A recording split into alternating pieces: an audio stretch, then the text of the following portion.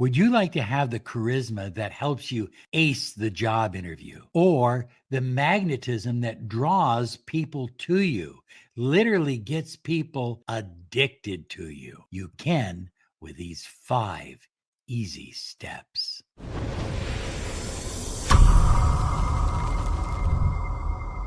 Hi, everyone. Robert Zink, your miracle mentor and alchemy success coach. And today we are soaring high like a big, beautiful eagle. We're always flying in the direction of your dreams and your goals. So, if you spent a lot of your time people pleasing, going out of your way to make people happy with the idea that the more you give, the more you do, the more they'll like you?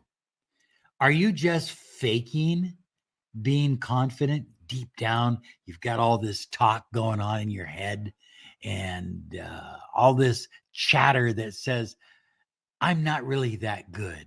I'm not really good enough. And you think people notice and you think people hear what that chatter is in your head. And to a certain extent, you're right, because they pick up on your vibration.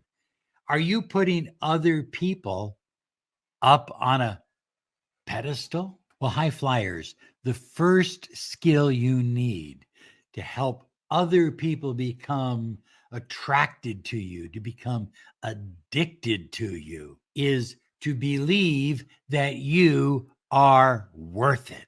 Do you spend a lot of time worrying about what other people think about you, wondering what other people feel about you? Are you living in a state of trying to please other people rather than knowing that you are worth it? The more you get lost in your own head, in social and in interpersonal interactions, the more you start working against yourself because you're lost in your own head. You're chattering to yourself and you're filling yourself with negative vibration and energy with this chatter.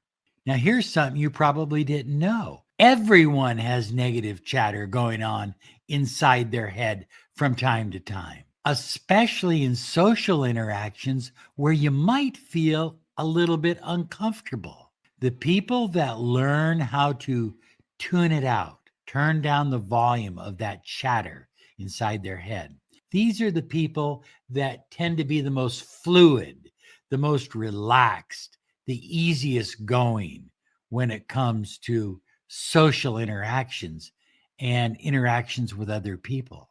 The more you can tune out negative chatter, the more space you create for personal power and confidence. Think about that, high flyers.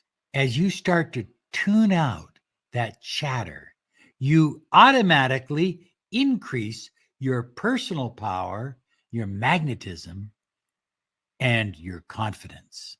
This drastically raises your vibration and makes you as attractive as f. So the first thing is to believe you are worth it. That'll get them addicted to you. But the second thing kicks it up a notch or two. The second thing, high flyers, is positivity. People are naturally drawn to those who have a positive mindset. We feel a deeper connection with those who are positive. Positive people attract, negative people repel. And guess what? You can't fake this.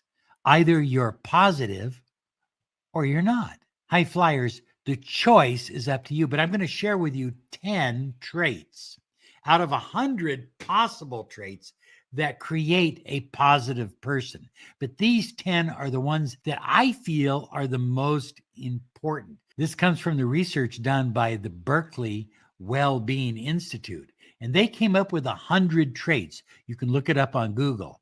But these 10, in my opinion, they really stand out. If you'll work to develop these 10, you will automatically become a positive person.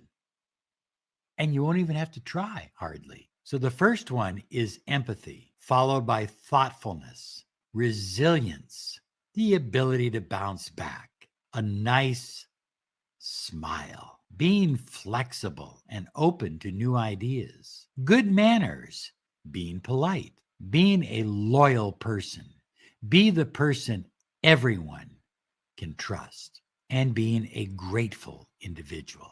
The third trait that will get them absolutely addicted to you is what I call birds of a feather. And it involves mirroring. I didn't say mimicking, I said mirroring. In other words, take on their body posture. If they are sitting with their arms closed, just kind of slowly bring your arms up and sit with your arms closed. If they have their leg crossed, cross your leg. If they're leaning into the table, you lean in as well. Slowly and gently mirror their physical behavior, but more importantly, look for their language patterns. If they say, "Oh, wow," then you start using, "Oh, wow, that's crazy." Start using some of their language phrases. Mirror them because people like people that are like themselves. Birds of a feather flock together. Focus on your similarities. If they like a certain kind of music, talk about that kind of music. If they like certain instruments, talk about those instruments. If they like sports and athletics, talk about that. In other words, build rapport through similarities. It's what I call building a third energy. You have you and them, and then us. And that's so important, that us energy. And so, what are some of the words we want to use? Us, we, are. In other words, when you start using that language, us, we, are, when you're talking with them, it says, we're on the same team. We're in the same boat. The ocean's out there, but we're here together. Now, of course, you're going to have differences, but my favorite way was taught by my grandma many, many years ago. And that is to simply say, you may be right. You may be right. You didn't say they were right. You just said, you may be right. You could be right. Or you can say, I agree. And then give your point of view. I agree. It's a transitioning statement. It's saying, look, you don't have to get defensive. I agree with you. However, let's also consider this. And what's the most important thing that they can hear from you? Their name. Don't get creepy with their name. Don't say it every 2 seconds, but from time to time, add their name into the conversation. Jim, don't you think that this is a really good idea? Get the idea? Use their name. I also like to use these kinds of sentences to build up that sense of we're on the same team. Couldn't we? Shouldn't we? Wouldn't we? Shouldn't we do it this way? Couldn't we do it this way? You get the idea? You're on the same team. You're with them, and they become absolutely addicted to this kind of energy. Number 4, we've talked about this in other videos, high flyers. Connect with their soul using eye-to-eye contact. Eye-to-eye contact increases communication. It increases interpersonal communication, and it creates a sense of intimacy. 2 minutes of eye contact, research has discovered, releases oxytocin. This is oftentimes called the love hormone. Look at when you're having a conversation, make eye contact. The way I like to do it is look right here at the third eye so it doesn't look like you're staring at them. Just look at their third eye and turn away every now and then and come back to their third eye. It's not creepy that way, and it increases eye contact. And number 5 is be vulnerable. You don't have to share the most interpersonal thing about your life, but you can share something personal. And when you share something personal about your life with someone else, they start to share personal things about their life. And pretty soon, the walls between the two of you start to crumble and they become addicted to you. Like this little necklace here today.